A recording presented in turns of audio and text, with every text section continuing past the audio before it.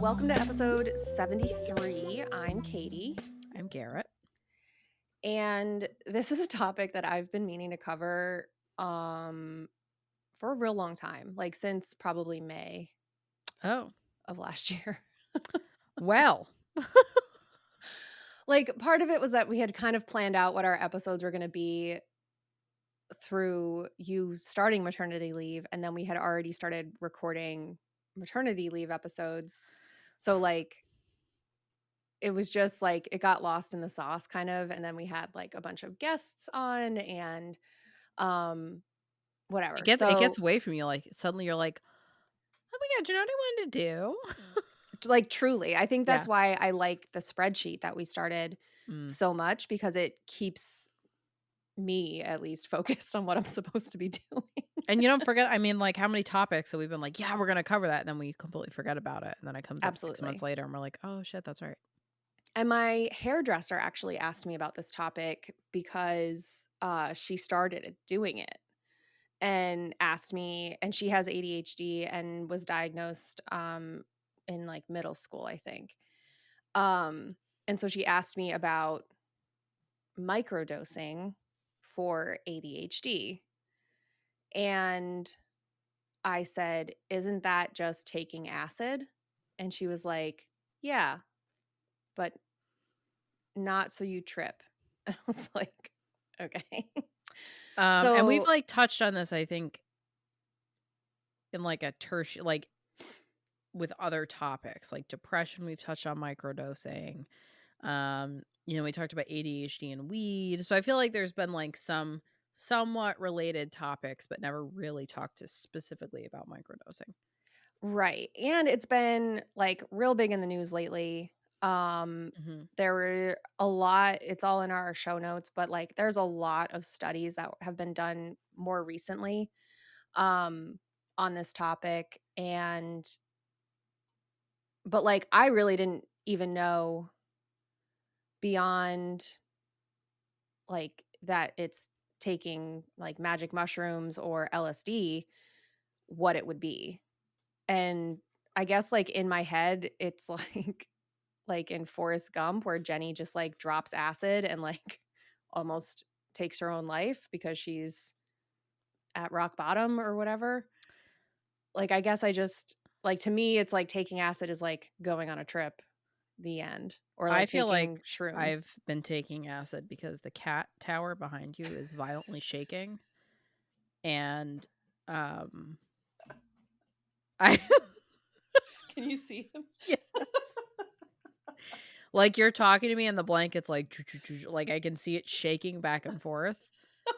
And I have to keep being like,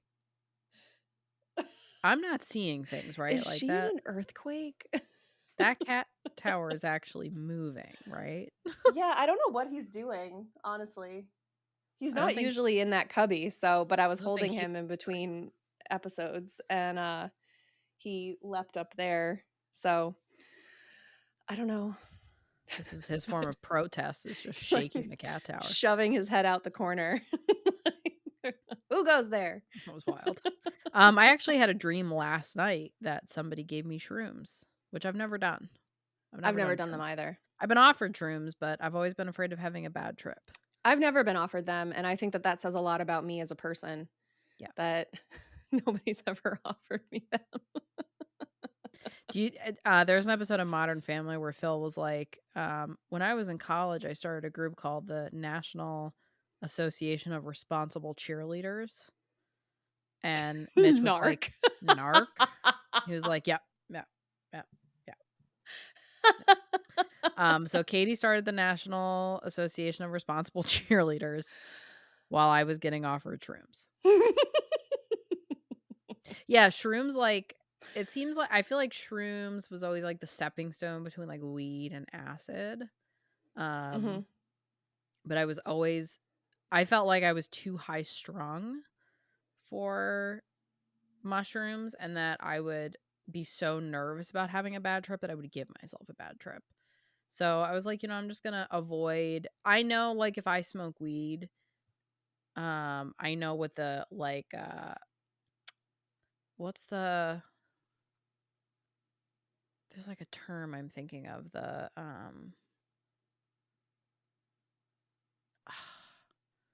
with like that they use it for like different elements, the like the atomic life or the The half-life? yeah, that's the word I was looking for.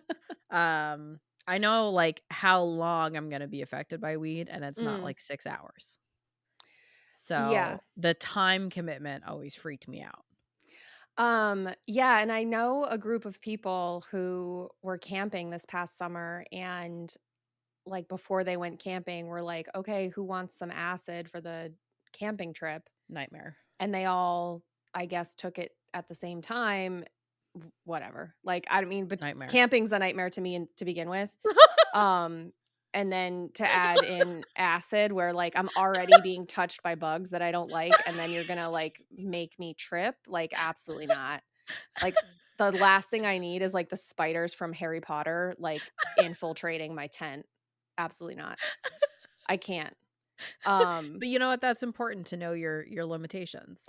And you know that all of those are like do not pass go.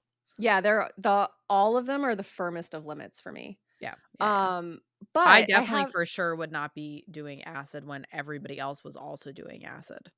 Like I would only be doing those things in very specific circumstances, and I would yeah, need sober people around to make I sure I think it didn't do was a something. group of maybe like 6 people and one of them like That's not volunteered to no, that's not stay enough sober. people. That's not enough. Um More than half of the people have to be on the ground. That would be one of my rules. I I would mean need technically they were you don't actually fly when you take acid. I We should just start with that. It doesn't actually give you superpowers. yeah. Um since I'm deep into binging The Boys, I have very serious questions about the possibility of taking temporary superpower medication, but that's not what LSD is according to the research I read. It's not superpower medication. Not yet. Damn. But so how would you define microdosing? My understanding is it's a such a low dose that it like alters your brain chemistry without causing you to actually trip. Like it like So the dosage would be such that it is working but you're not feeling it working. technically, a microdose of LSD or mushrooms is a dose that does not cause a hallucinogenic response, which is also called a subsensorium dose. But how much that is not does not have a standard like definition. Right, cuz it would So, have to do with like your tolerance for those things, I would think. um I don't even know that it's that actually. I didn't see anything in any of the research mentioning user tolerance. Um, and I think that's part of the appeal of microdosing is that you don't build up a tolerance, so you don't need to increase your dose over time. Ah. Like you would potentially need to do with like weed as you increase your tolerance and Right. then or you have to take a tolerance break, whatever. So it could so anyway, how large of a microdose is in dispute and that much is agreed on. It could be 1/5 to 1/20th of a recreational dose of those substances.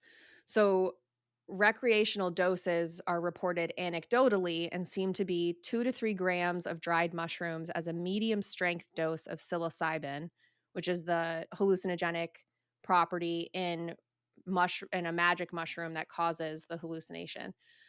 So a microdose of that would be zero point 0.3 grams. But then again, the potency of mushrooms varies greatly outside of a clinical trial. So that Right. anecdotal evidence is even less reliable because there's no way to ensure that each person is taking shrooms in the same dose to begin with Right. to like end up with their microdose amount. See, I don't know a lot Um, about shrooms. I'm wondering, like, different, like different genuses and species having different strengths, because like in theory you could have them in like capsule form, um Yeah, which you could. would help make them a little bit more consistent. But Yes. still, I mean, that's it. I mean, I feel like it would totally vary, or like probably what you're trying to treat would vary how much you need. Um, we'll get into it Oh, okay. because I'm ready. maybe. I'm ready. Um, so overall, though, microdosing is like a general term that refers to taking small doses of psychedelic drugs like psilocybin, um, or LSD, which is colloquially referred to as acid. Um, and you're taking that as a that subsensorium dose. If you don't know, LSD is an invisible, tasteless, odorless substance that usually comes in liquid form or is embedded into a piece of paper that's slipped under the tongue like a Listerine strip. But I wrote, instead of having minty breath, you can breathe fire. Um, Well, now we know what Katie would be thinking about when she tripped. Breathing fire. yeah. If you're not going to become a dragon when you get superpowers, why bother? You know? It kind of goes back to when we were talking about House of Dragons, and you and my spouse were both like obsessed with the dragons on that show. And I was like, I tell you right now, if I'm watching it by myself, I'm fast forwarding through the dragon scenes because I'm completely bored by it. And you were both horrified at that Yeah. fact. Yeah, Well, sorry. anyway. Um Garrett hates animals, I guess, whatever. Uh Animals. A fantasy creature. Still an animal. Yeah, They'd live in the reptile house at the zoo if they were real. I guess they would. Yeah. Yeah. I guess they would. So we talked about, like you mentioned earlier, we talked about this treatment option back in your depression episodes, which is episode 49 We're talking about for ketamine. yes. And you did briefly mention like LSD. Mhm. But microdosing is becoming popular because doctors and patients have been interested in its potential for long-lasting improvements to mental health for people who are suffering from hard to treat conditions like treatment-resistant depression, PTSD, and potentially ADHD. So, historically, substances identified as psychedelics have a long history of use by indigenous groups in the Americas and Turtle Island areas, including the Mazatec, Huichol, Shipibo, Maya, Olmec, Zapotec, and Aztec societies.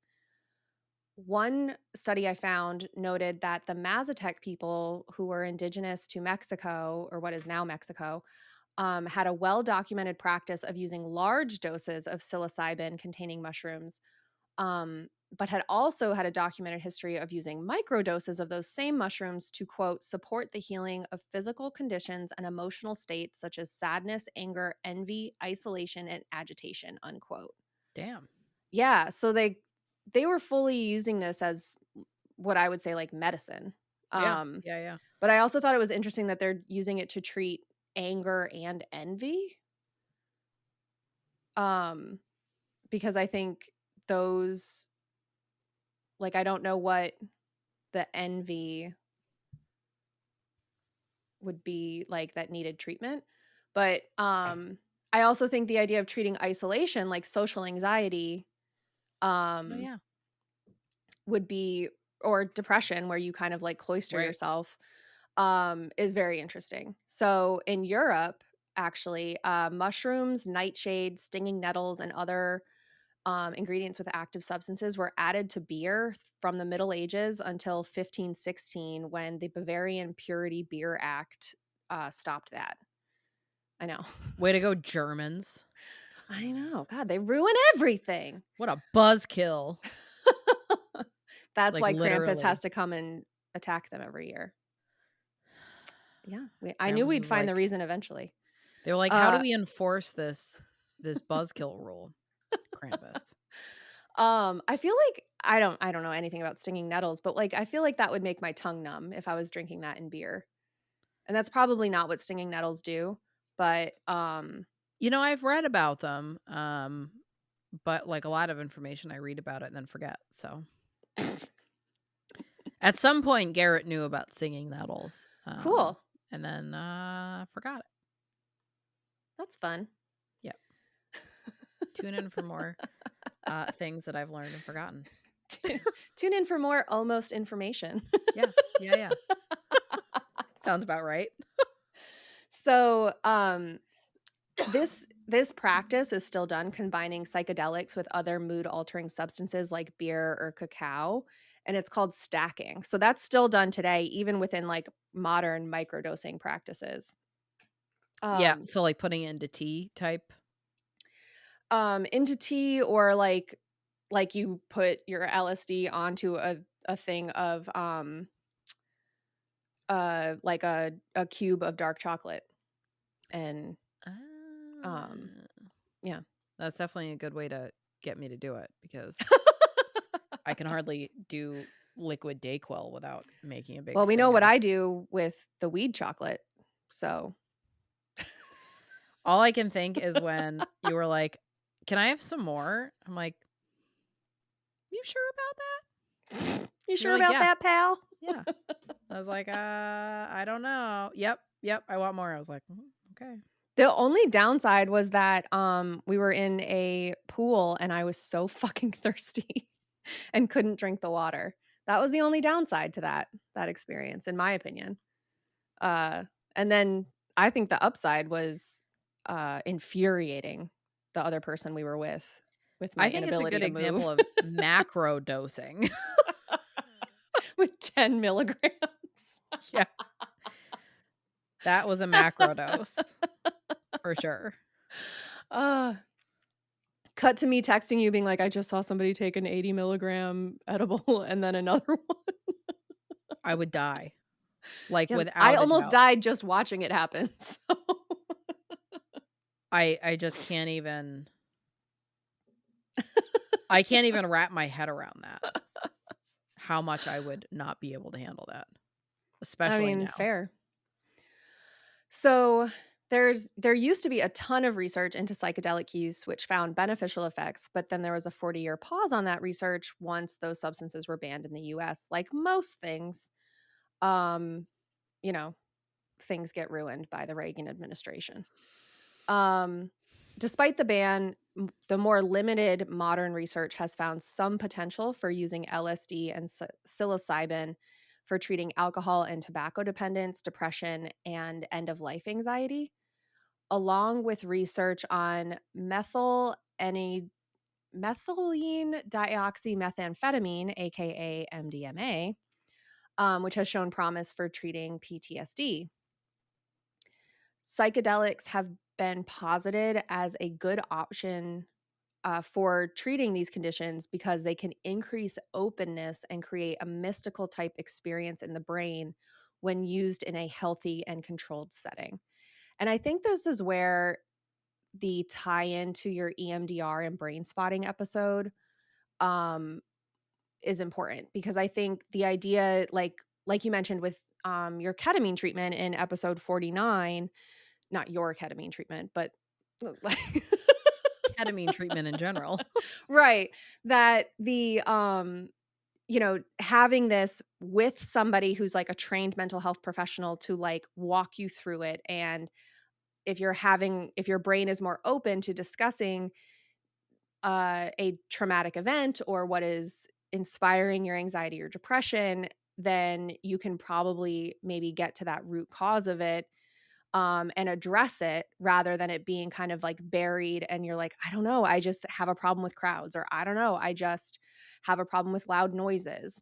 And you're when you're like sober, your unwillingness to kind of like open that door and see what's behind the Yes. door, if you have the ability to open that door and face it, then perhaps you can improve your PTSD or depression or anxiety or whatever.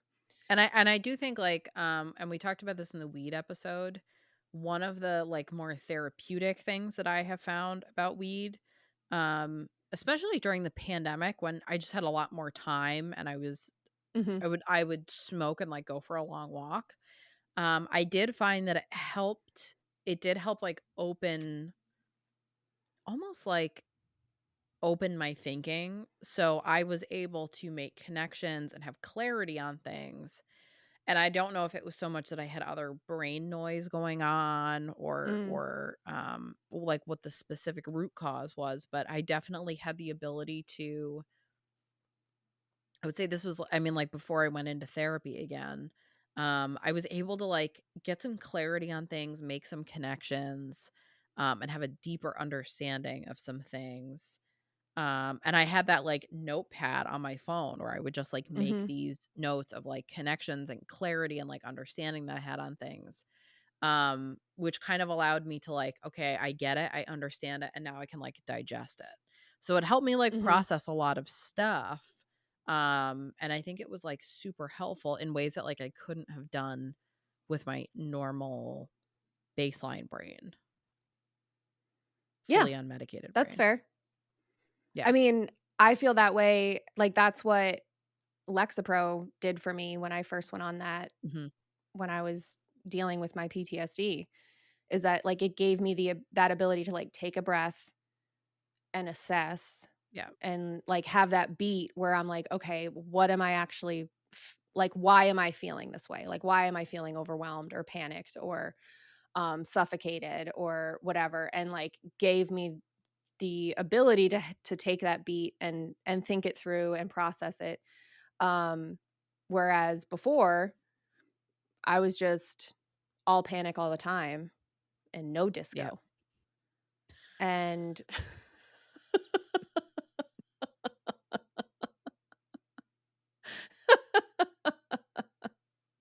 That was good. um So, some studies have shown that full dose psychedelics have provided relief of severe and chronic psychiatric conditions like extreme depression, anxiety, or PTSD. But that's not saying, and the studies were very clear, it's not saying that all depression, all anxiety, or all PTSD needs to be treated with psychedelics. Right. So, kind of like, again, in your depression episode, you were talking about like ketamine for treatment resistant depression, not just like, let's jump to ketamine every time you're feeling a little down. But, I mean, we Um, struggle not we, but, like, societally, we struggle to get some people to take antidepressants. mhm, So, if you can't get people to take a very common, mhm, safe, well-documented SSRI, you are for sure not gonna get people to microdose. right. Or I think one of the appeals of microdosing is that it's especially if you're dealing with some paranoia, one of the appeals is that it's not regulated by the government, so the It's government true. can't be No meddling in big your pharma. medicine. Yeah. Right. Which, like I understand those objections to big pharma, to medication. I don't think that they're necessarily wrong. Um, but, like, let's not go down the QAnon slide, Right. for, you know, not trusting pharmaceutical medications.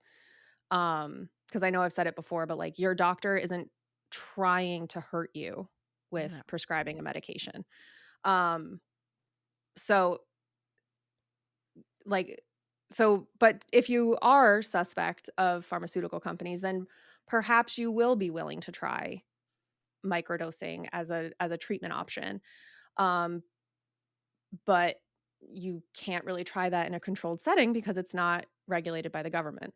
So you end up in this kind of in between spot where you can end up in a really dangerous situation taking something that isn't what you think it is or isn't what you were told it is. Um, so if you are doing this, please be careful. But the use of full dose LSD or psilocybin for severe conditions has resulted in the question of whether smaller doses that do not cause the hallucinogenic effects can be used to treat less severe mental health conditions. So, a microdosing regimen is not a set dose or frequency. It depends on the person. And since magic mushrooms and LSD are just illegal. There's no official dosing schedule. So it's not even like, oh, it's a controlled substance. Like Yeah. there's nothing. There's Yeah. no official guidance from like Johns Hopkins or like the Mayo Clinic Which on. is so frustrating because it's like I don't know, why can't we have some less traditional treatments of things? Well, and I think it's reasonable also, like, I think it would be more responsible for those research institutions to say, like, "Look, these are still illegal and these are dangerous. They shouldn't be used without, like, proper medical oversight or whatever, but if you're going to use them, this is, like, what studies have shown is an appropriate dose." Um, and like these are precautions you can take to make sure that you're doing this safely. And like, just like there's naloxone at pharmacies and in some vending machines now,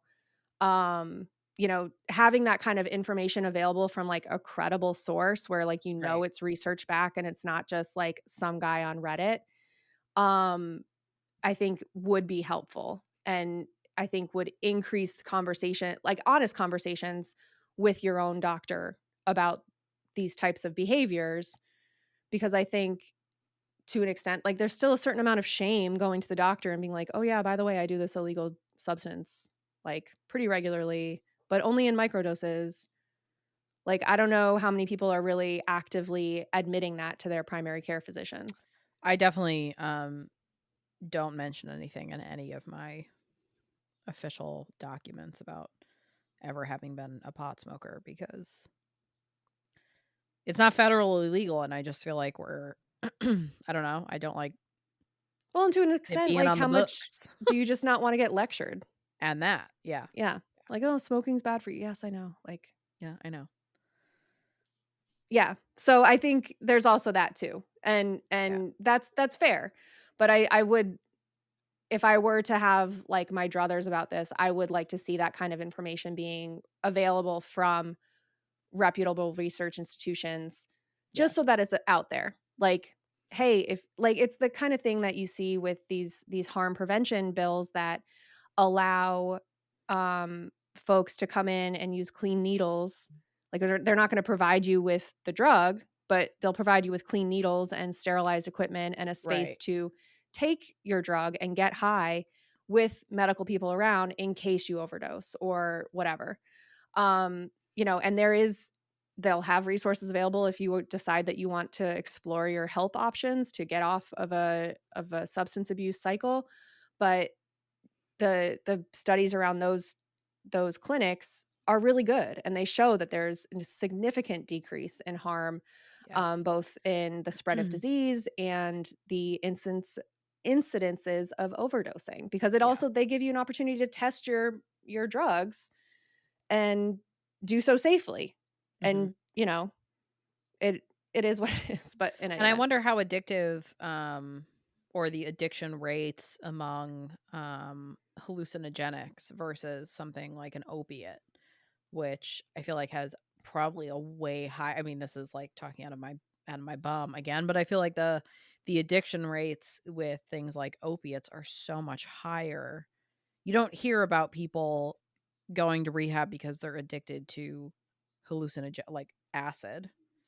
You hear people going to No. rehab because they have, they have an alcohol use disorder or they're abusing opiates or you know, pharmaceuticals or, something of that nature. It's usually I just wonder how addictive um things you would be using for microdosing even are. Well, and I don't have an answer, but I think the reason that I don't have an answer to that question is because we haven't been studying it for at least 40 years. Right. And because it's been illegal for at least 40 years in the US, we don't.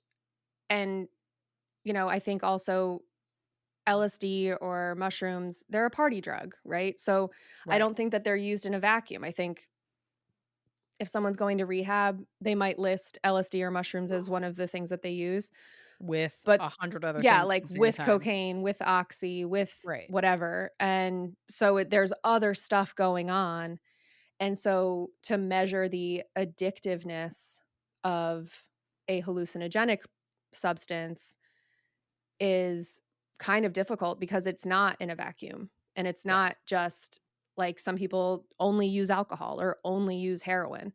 Um, so it's not so cut and dry, I think. Mhm. But anyway, because the dose there's no official dosing schedule, the microdosing schedules are kinda made up. One of the more popular ones I found was 1 day of dosing followed by 2 days of not dosing, but how long you follow that dosing schedule is extremely variable. Some people do it for just a week, whereas other people do it for several years.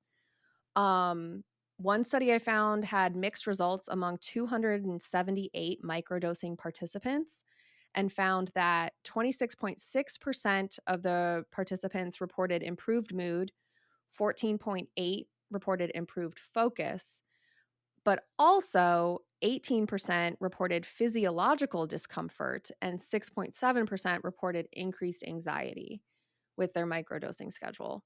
So the I also found, a placebo-controlled double-blind study, and that had even less positive overall results. I mean, looking at that other study, 26.6% of the total participants reported an improved mood, meaning that 74.4% did not report an improved mood. Right. So 3/4 of the participants were like, "Meh, Yeah. no difference, no change, whatever."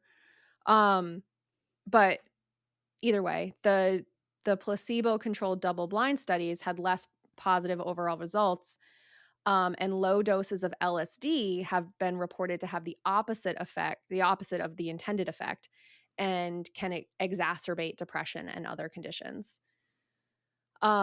Which is why we need more studying on it because we're not clear, like, is acid bad, but psilocybin is fine? Like, because those I mean, like, with your body chemistry, it matters. So there was actually a local to us report in local news that, like, I stumbled upon looking at the weather. Like, I was trying to find, like, the traffic and weather report and then saw this. So, like, go figure. But, it followed a woman named Peggy Vandeplash, who used to be a banker and venture capitalist and said that her mental health was really bad, and then the pandemic made it even worse, but she's used microdosing to boost her productivity, mental clarity, and decrease overall feelings of anxiety and stress. She said in the article I read that microdosing improves your focus, creativity, and overall total productivity, and was also quoted as saying, "You're going to see solutions and opportunity where others don't see them. It really gives you a nice edge in your career, but also because you're way more relaxed, your mood is way more uplifted, and you have a better relationship with others." What do you Mm. think of that? I mean, I can definitely see I think because of my experience with weed, I can totally see that being the case. Um, where and I think some of it is just like a trickle down effect. Like if you're less anxious, your ability to think creatively, your ability to have better interpersonal relationships, like those are all going to be improved if your anxiety is less and if Mhm. you're feeling less depressed. Like, you know, that causes other areas of your life to improve. So, I mean, yeah, I can totally see how if you're doing something that's improving your anxiety or reducing depression, like an SSRI, like I will say being on an antidepressant, like, yes, I probably have better interpersonal relationships Mhm. because I'm not feeling like a rattlesnake all the time holed up in my house. Yeah. So, That's what I my note on that was I think it actually just helped her depression, and maybe she had yeah, some ADHD right. that was exacerbated by the pandemic and with the increased anxiety of being locked inside for months on end. Totally. Um, I don't know, so, like, my critique of this woman's take is that she's, like, kind of offering microdosing as, like, a productivity aid, and, It's almost like a cure-all that she's yeah, like, advertising you it. can be more productive in your career, and you'll be able to, like, look outside the box and be more creative, and I don't know if we can really call that more productive if you're just less depressed, so you're struggling less with executive Right, functioning things or doom spiraling. So because the headline to this article was, "Can psychedelics make you more productive at work?" And so, like, obviously it's kind of like a clickbaity title, but right. that was also this woman's kind of argument. I guess she's written a book at this point, because she's no longer a venture capitalist, whatever. Um, but I think to bill it as a cure all and say like you'll be more productive and this will put you ahead in your career. You'll be It's like the creative and you same. won't be depressed and you won't Yeah, be like, anxious first of and all, lady, you walked away from your career, so how do you know it's making you better in your career? You right. started a whole new career. Yeah. But so my point, to our listeners is like, if you see headlines like this, just like really read the article and see what it says. Yeah. And also, if you are tired, you can save the article and come back to it later. You don't have to read it and try to digest it right now. Um, which like it just occurred to me like as I was reading the article because like I skimmed it initially and then I had to go find it because I managed to read it and be like, wow, that's really interesting, and then not send the link to myself. So like it was the kind of thing where I was like, I probably just shouldn't have read it in that first moment and should have just sent the link to myself. So like just read like save it for later for when you're not overwhelmed or burnt out or just tired. Um but that being said, I'm glad that she's found some relief from what was weighing her down Oh, and that for she did sure. that through microdosing. Um, so the critiques of microdosing though are like pretty fair, I think. Um, the some researchers have said that people who swear by microdosing could be experiencing quote an expectancy effect, which is basically like a placebo effect. Like you take Mhm. the pill, you take this dose, and you expect it to make you feel better, and therefore you feel better.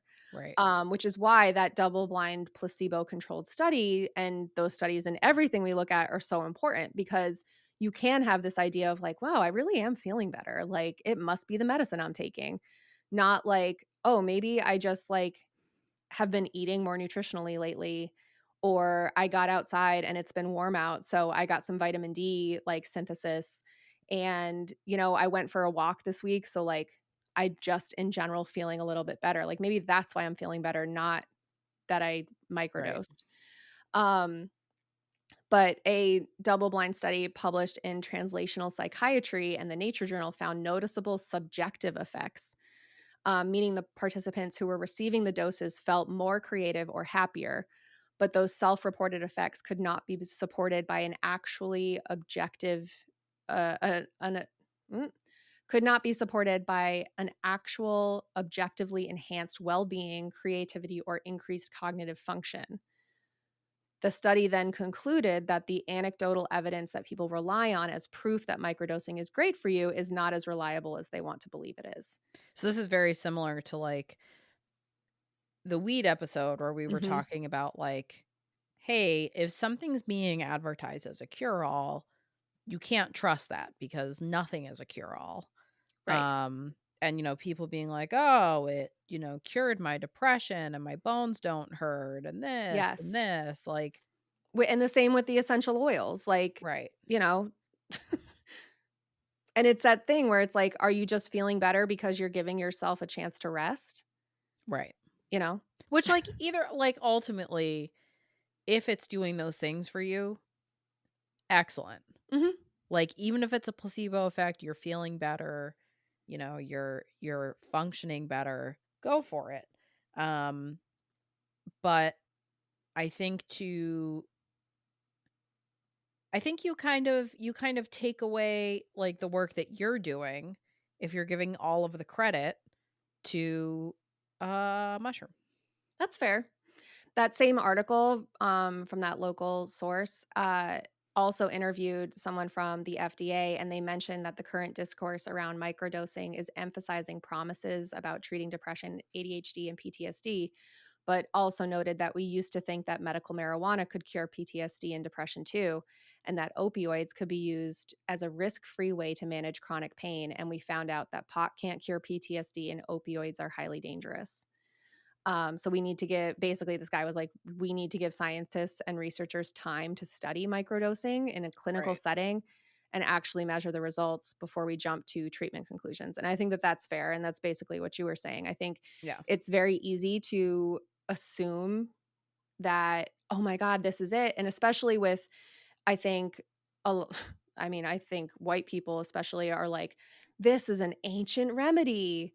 And, indigenous groups have been using these for millennia, and therefore it's like this old wisdom that we just haven't tapped into yet, and thus it's kind of like beyond reproach.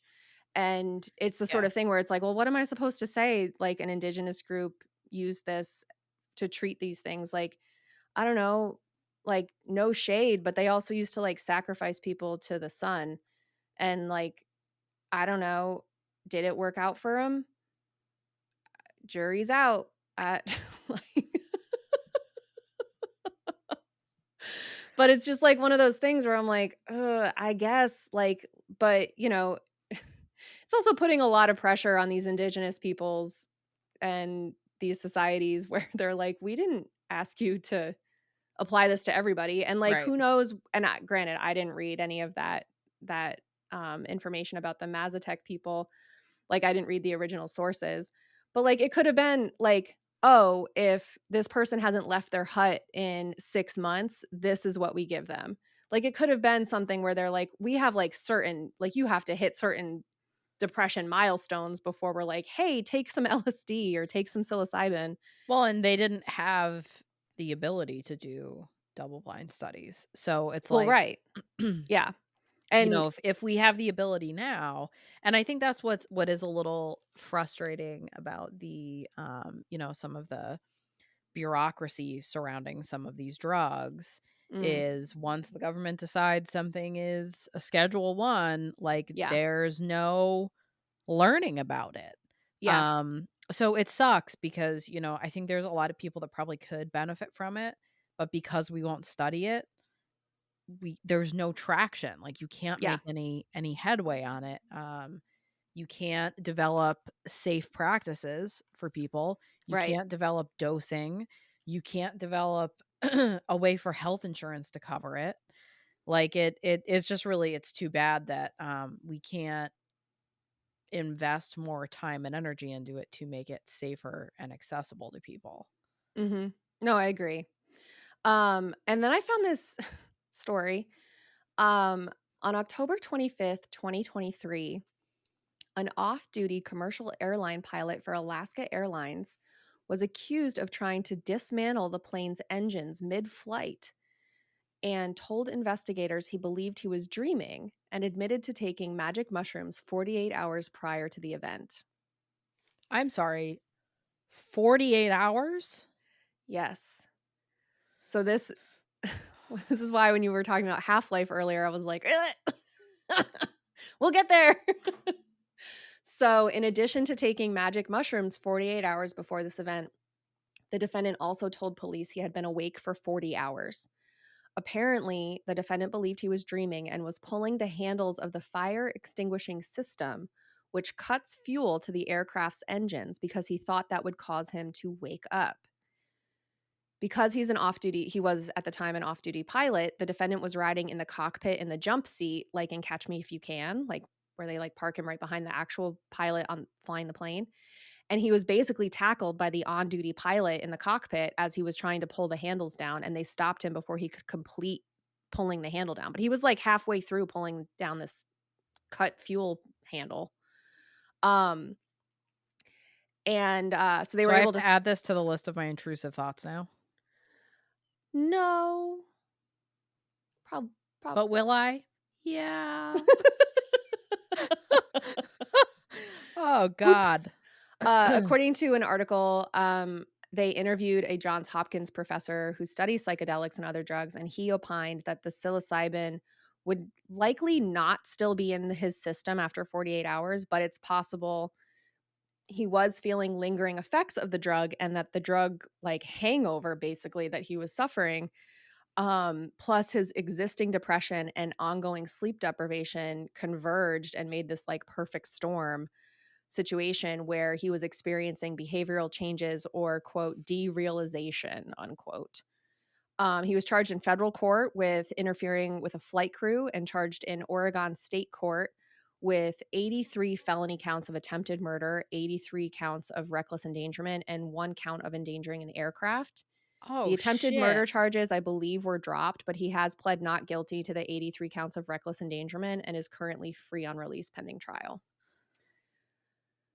as of December 7th. So, That's nuts. yeah, super nuts. So, and it's that thing where it's like, yeah, technically, I guess it's like you're, but the Johns Hopkins professor, which they like didn't call him doctor in the article, which is why I was like, I'm not naming him because I don't know. I'm assuming he's got like at least a PhD if he's a research professor, but We've really been laughing really hard about that clip from Brooklyn Nine-Nine lately, what one? where it's Holt is helping interrogate that guy who's a dentist, and he's like They're not real doctors. and then it cuts off where he's talking about a PhD. It's literally describing a doctorate. He's like, and don't even get me started on etymology. And it like cuts off, and he's like, apparently that's a trigger for me. So this poor guy's probably got like his PhD in something, and he's got a Yeah, doctorate. he's got more degrees than a thermometer, but they won't call him And doctor. this article's like some jack off from Johns Hopkins was telling us about, yeah, he's an expert on psychedelics or something. I don't know. I stopped listening. Um, Uh, but he was basically saying like you can have like a hangover from drinking. There's no reason yeah. why you wouldn't potentially have a hangover from this. And from what I can tell, this uh pilot, this defendant took like a full dose of psychedelics. He did not take a microdose. So, I mean, that's a grain of salt, I guess, in this. But he did Well, take and it 2 days beforehand, and I would think if it right. were me, I would think 2 days before, like, I'm good to It should go. It be doesn't matter fine. that I Yeah. haven't slept in 40 hours. Not sure what he's doing, like, what other bender he's on that he hasn't slept in 40 hours, but Right, and that makes me wonder too, like, it's again, are you using this on its own, or are you also like, I yeah. mean, because we're not Well, if you're studying it stacking and using all these other substances with it, right, or are you you know? on prescription drugs? Like, Mhm, what if something in the mushrooms interacts with, say, your sleeping pill that you're taking, and it mhm. impacts the efficacy of your sleeping pill, and it disrupts your sleep? So it's like, I mean, because we aren't studying these in like a real clinical setting, we don't know about interactions like that. So Mhm. something like this could happen, which is like another point to like we need to be studying these things so that Yeah. people understand they have the full picture of what they're getting into. Yeah. I really do I understand why, like, I understand there being some barriers to doing research on Schedule 1 medications or substances. However, I think that the barriers to conducting research on Schedule 1 substances are extremely high and way too high to benefit anybody. And, I think like, I don't know where the government got the idea that researchers just wanna get stoned or high and, like, party all the time. Like, I don't like, the idea that, like, every study is just trying to get drugs to people who want them is weird. Like, that's a weird perspective to have rather than just being like, "Oh, we'll monitor this study." it's a very like J. Edgar Hoover approach Yes. to law enforcement. Yep. Like what That was such a good movie. that was a good movie. Yeah, it was. It's like what do you think people are like, what do you think these researchers are doing? Right. Well, and it's that thing I think also with like applying for approval to do these things, like you have your research proposal and everything, but it's like, yeah, this is my hypothesis. I don't know what the fuck I'm going to find because there's no fucking research. Like I have nothing Right. to base this hypothesis off of even. So, I don't know. Like, I don't know how much I'll need of this substance to, and maybe it's that kind of thing where it's like, well, we did it with, 3 grams per person of magic mushrooms, but we did it with this type of mushroom instead of lion's bane or like whatever. And so, you know, we got these results, but it's that sort of thing where it's like, well, if that wasn't enough, if that wasn't a high enough dose to get any results, what do you don't, if you don't have the like quote results of the study, then I feel like that the whatever the FDA or the DEA is going to say like, "Well, you don't need to study it again because nothing happened." And it's like, "Well, did nothing happen or did we just not have a high enough dose?" Because like Right. if I take, you know, 12 milligrams of Concerta, I don't feel any better. But Mhm. if I take 32 milligrams, I feel a lot better and functional. So Mhm. like it's And that that could like vary for each person. I mean, exactly. And it's it's your yeah. I mean, maybe tolerance does play a factor. Maybe your, other drugs that you're on or what you've eaten that day or Mhm. your Yeah, body like fat where you are percentage yeah, or where you are in your hormonal cycle, right. like we know how much that affects your brain chemistry on its own. Yeah. So there's just so many different factors that like for me personally, after doing all this research, I haven't seen enough to like compel me to try it. Um I Harvard says while any medical or lifestyle decision is an individual's choice, assuming that you aren't harming anyone else with your choice, um, they highly recommend that you speak with your doctor and explore your decision to take psychedelics and see if there are any medical reasons why you should be cautious to avoid these drugs. It's critical to pay attention to the legality and quality of your product. You likely can't afford to get into legal jeopardy and certainly can't afford to poison yourself. And that's from the Harvard School of Public Health. Um, Do you have a message for them, Katie? Not this time, Oh, okay. but we already made fun of the Johns Hopkins guy. Poor guy. If you're already microdosing, like I said earlier, just be careful. Like it's not regulated by the government, so like you don't know if it's laced with something. I I think know that's what freaks me out. Fentanyl. yes, and I think you can get like free testing strips. At least I think in New York you can get them from the Department of Health. Hmm. And maybe the pharmacies have them. I don't know. But especially with the uptick right now in lacing drugs with fentanyl, like it wouldn't be something that I'm willing to risk. But also keep some doses of Narcan or naloxone on you if you're going to start using these things. And I would keep track of how much you take and when and in what form so that if you do decide to discuss it with your doctor and to say like, "Hey, I've been having some relief from these things that I've been feeling and this is what I've been doing," you can at least show, how much you've been taking and when, and that way your doctor knows what's going on. But that being said, like you said earlier, you don't discuss with your doctor, smoking pot. So I still think it's good even if you're not going to discuss it with your doctor to keep track of how much For you're sure. taking and when, just so For that like sure. you know. Yes. And what you're Um feeling and Especially I because it's mean, not an everyday thing to microdose. Like right. it's one day on, 2 days off, or like I think my hairdresser said she does one day on, 2 days off, then one day on, one day off, one day on, and then 2 days off again. So like, but it's like this back and where I'm like, I couldn't fucking keep track of that. Are you out of your I mind? lost track of it while you were explaining that. Yeah, So, that's fair. That's like when you were I'd be talking doomed. about lack of focus and I forgot to pay attention. Um What ADHD? I cackled when I listened to that episode and that happened again. 'Cause you were like, "Wait, are you kidding?" Or like, "Are you I just can't fucking with me, Katie? You're kind I of a can't tell if you're bitch." serious. Also in Oregon, therapeutic use of psychedelics was approved in 2020. So if that's something you want to happen in your area, reach out to your local representatives and see if they can sponsor a bill. Currently, right now, there's a draft of a bill to allow therapeutic use of psychedelics in New York, but it's currently in committee. And I have no idea if that's anywhere close to getting out of committee. I know we have at least one listener who can give us information on that. So when you hear us, let us know. Help You know who you us. are.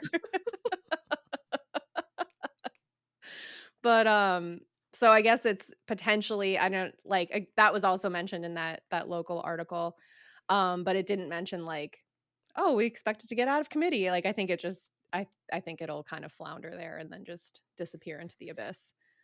Um, Like a lot of things that they're yeah, like, supposed New to be York doing. is liberal, but we're not that liberal. And we also have a notoriously bad, like, state government. Like, notoriously corrupt, notoriously sitting on things and inefficient, and Really good at installing lights, though. don't even get me started. I just had a very I would say that we just had a micro sun installed outside of our house that shines directly onto the front of our house. So I sent Katie pictures because it looks like the sun is shining. I told Garrett that it looks like she's on an episode of Cops where the helicopter is, like, following the person through people's backyards, Yep. and it's the helicopter light shining into her house. Yes.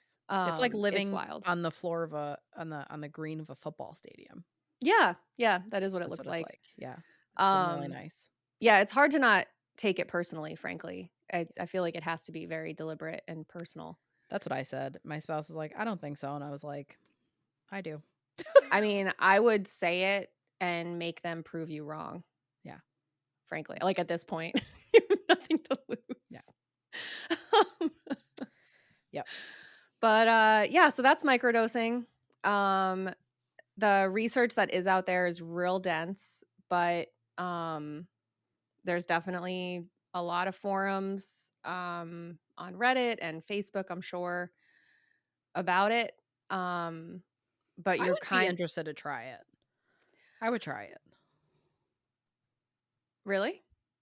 I would try it when my child is a little bit older and less at the shit could go wrong so quick, so fast, out of nowhere age. And I would try like the babyest dose Mhm. of like mushrooms, like the babyest, just to see. And then, like, wait a couple days, see if I could find like a therapeutic. I'd be curious. I'd That's be fair. way more apt to do it if I wasn't taking antidepressants. But I feel Yeah. like that takes care of enough of my anxiety and depression symptoms that I don't really feel the need for Yeah. mushrooms, And I but think this is also used by folks who, um, either can't get, um, medication through a pharmacy because they don't have insurance or have shitty mhm. insurance, or have treatment resistant, issues or have struggled with finding a, appropriate dose of a regular, Mhm. pharmaceutical medication, which I understand is, like, super disheartening and super depressing in and of itself to struggle with finding the right Oh, dose yeah. and finding the right medication because it can feel like you're just not getting better. And Yeah, it no, I takes definitely so feel very long. lucky that Yeah, I have same. just been I found an effective dose, effective drug Yeah. from the start. Right, and I understand how I empathize with how frustrating that would be to have to, wait 4 weeks, go back to your doctor, say, "No, I still feel like trash," and I'm, like, barely holding it together. "Okay, let's try a higher dose or a different med," and then you have to wait another 4 weeks, and, like, it's just a super long process. So I understand the appeal of doing something illicit like this if you can have positive results, even if that positive result is purely a placebo effect. Um, you know, if it gets you Who better. cares at that point if you're feeling better? Yeah. I mean, like, I Yeah. know, my spouse and I had both started, like, an antidepressant around the same time, and I literally within, like, a week felt 1,000 times better. Like, I couldn't get over the difference. Mhm. To me, it was like, "Oh, look how clearly, this was a chemical imbalance that I took Yes. something as soon as I had, like, a blood level of it, I felt better."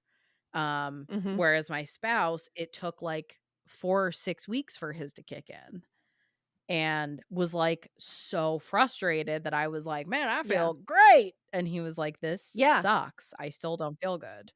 Um, so that's frustrating in and of itself. So to have to try multiple medications and doses and, this trial and error period until you find something that works, and the reality is, like, over time, that may work for you now, but it may not work for you in 3 years or next year or, you know, after taking it for a couple years, you may need to switch to something else. So, yeah, it's definitely like a fraught process. So I think really if it's something where microdosing is what's getting you relief and you feel more functional and less depressed and less anxious and more creative, like if what that woman said is true for you and you're having all these positive effects, then what harm is it causing, you know? Yeah. Yeah, like Harvard said, as long as you're not hurting other people in the process, Right, and you're getting it from a then safe source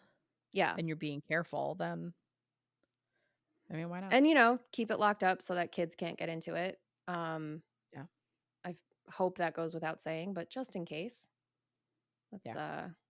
not end up on a Tide PSA. That's so funny, I was just gonna say Tide Pods. But yeah, But, that was interesting. But no, good job, that was fun, that was a fun episode.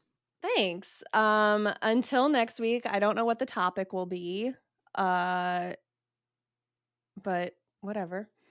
Um, Happy New Year. Happy New Year. I didn't mean to say that like Happy happy birthday. birthday. I had another thought, and then I was like, "This isn't our New Year's resolution episode, so I need to stop focusing on New Year's resolution." Happy New Year, welcome 2024. Um, the sun is starting to come back, we're gaining daylight, so we've made it. Mhm. Um, Drink and some we're water. microdose some sunlight. There you go. And, microdose whatever your theme is for the year. Ah, yeah! Like that, I like that. 'Cause the bar is ankle high. Bye. Bye.